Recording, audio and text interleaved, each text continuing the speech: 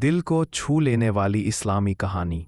एक बूढ़ी गरीब औरत का अल्लाह पर ईमान और शरारती अमीर आदमी। बहुत पुराने ज़माने की बात है। किसी गांव में एक गरीब बूढ़ी औरत रहती थी।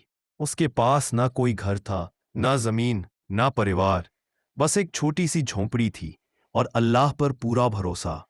हर दिन वो सुबह उठकर वज़ू करती, 2 रकत नमाज पढ़ती, फिर अपने दोनों हाथ उठाकर कहती, ए अल्लाह, आज भी तू ही मेरा रिज़्क देने वाला है।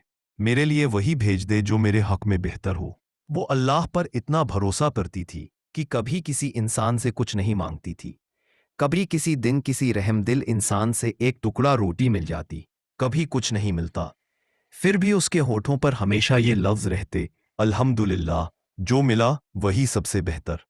एक दिन गांव का एक अमीर आदमी वहां से गुजर रहा था।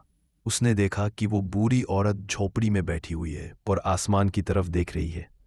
वो अपने दोनों हाथ उठाकर कह रही थी, ए मेरे रब, आज मेरे पास खाने को कुछ नहीं, तू अपने बंदे के जरिए मुझे रोजी भेज दे। अमीर आदमी को शरारत सूझी। उसने अपने नौकर से कहा, देखो, ये औरत कहती है कि अल्लाह उसे रोजी देगा।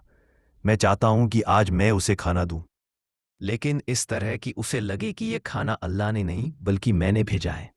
नौकर ने जाकर उसके दरवाजे पर खाना रख दिया और कहा, यह खाना तुम्हारे लिए मेरे मालिक ने भेजा है, ना कि तुम्हारे अल्लाह ने।